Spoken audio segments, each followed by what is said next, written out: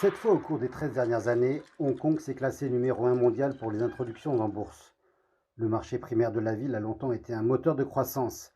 C'est aussi une grande partie de la raison pour laquelle on l'appelle un centre financier international. Hong Kong compte de nombreuses sociétés de la partie continentale bien connues, célèbres et de bonne qualité cotées à Hong Kong. Et elles émettent également des obligations à Hong Kong. Il s'agit d'un nouveau secteur de croissance en termes d'activité de collecte de fonds et ces sociétés lèvent généralement beaucoup de fonds en une fois. Donc cela rend l'introduction en bourse assez importante par rapport à d'autres sociétés cotées dans le monde.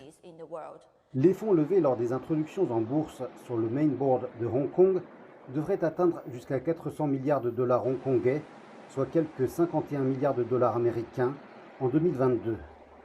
En 2020, la capitalisation boursière totale des sociétés cotées à la bourse de Hong Kong a augmenté de près de 25%, atteignant un niveau record. Iris Peng pense que les raisons du dynamisme du marché des capitaux de la ville sont multiples. Le système de taux de change attachant le dollar hongkongais au dollar américain rend la monnaie de Hong Kong assez stable, ce qui réduit le risque de taux de change des investisseurs à Hong Kong. Vous pouvez presque prédire avec précision que le taux d'intérêt de Hong Kong suivra toujours les taux d'intérêt américains.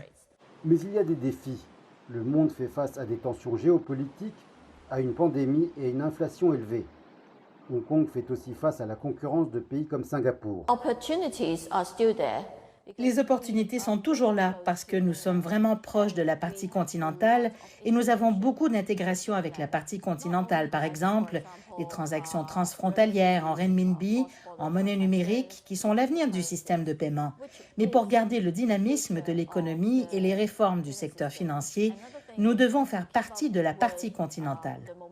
Dans l'indice 2021 des centres financiers mondiaux, Hong Kong était classé 3e, juste derrière New York et Londres. Les experts disent que son statut témoigne de la résilience du marché des capitaux de Hong Kong. Les économistes et analystes à qui j'ai parlé voient des opportunités pour la ville. Mais ils pensent également que le premier centre financier d'Asie est confronté à des défis économiques dans un marché mondial en constante évolution. Une chose sur laquelle ils sont nombreux à s'accorder est que Hong Kong reste la passerelle entre les entreprises en Chine et en Occident.